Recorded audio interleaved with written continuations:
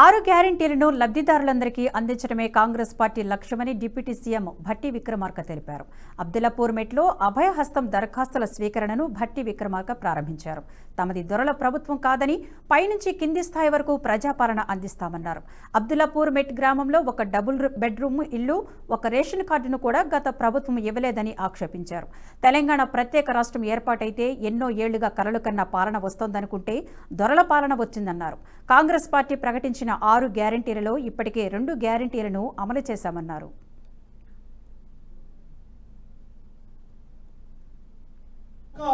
వర్గానికో ఒక వ్యక్తులకు సంబంధించినటువంటి ప్రభుత్వం కాదు. ఈ ప్రభుత్వం అందరిది, అందరి కోసం చేస్తాం. గత ప్రభుత్వం లాగా మా పార్టీలోకి వస్తేనే ఇల్లు ఇస్తాం, మా పార్టీలోకి వస్తేనే పెన్షన్ ఇస్తాం, లేకపోతే మా పార్టీలోకి వస్తే అది చేస్తాం ఇది చేస్తాం, మా కండం వేసుకోండి అని చెప్పి బెదిరించేటువంటి పరిస్థితులు కూడా ఉండవు. ఇది అన్ని వర్గాలకి అర్హత కలిగినటువంటి అందరూ అప్లికేషన్లు పెట్టుకోవచ్చు. ఏ పార్టీకి సంబంధించినటువంటి వాళ్ళైనా, అది కాంగ్రెస్ వాళ్ళు కావచ్చు, టీఆర్ఎస్ వాళ్ళు కావచ్చు, బీజేపీ వాళ్ళు కావచ్చు, సిపిఎం వాళ్ళు కావచ్చు, సిపిఐ వాళ్ళు కావచ్చు, ఏ రాజకీయ పార్టీకి సంబంధించినటువంటి వాళ్ళైనా ఈ రాష్ట్ర బిడ్డలైతే చాలు, ఈ రాష్ట్ర కుటుంబం అయితే చాలు, తప్పనిసరిగా వాళ్ళందరికీ అందించే కార్యక్రమాన్ని కూడా చేయబోతా ఉన్నాం. మేమిచ్చిన హామీలు చేయకుండా ఉంటే బాగుందని కోరుకుంటూ ఉన్నాను. అలా కోరుకోని పేదవాళ్ళకి ఎవరికి ఇల్లు రాకుండా, పెన్షన్ రాకుండా నాకు ఇప్పుడే చెప్తా ఉన్నారు, ఓ మిత్రుడు చెప్తా ఉన్నాడు, గత 9 ఏళ్లుగా ఈ గ్రామంలో ఒక రేషన్ కార్డు కానీ లేకపోతే ఒక ఇల్లు కానీ శాంక్షన్ చేయనటువంటి ఒక దుర్మార్గపు పాలన 9 ఏళ్లుగా చూసాం. మొట్టమొదటిసారి ఈరోజు అప్లికేషన్ తీసుకుంటున్నారు. చాలా సంతోషం అండి అని నాకు చెప్తా ఉన్నా.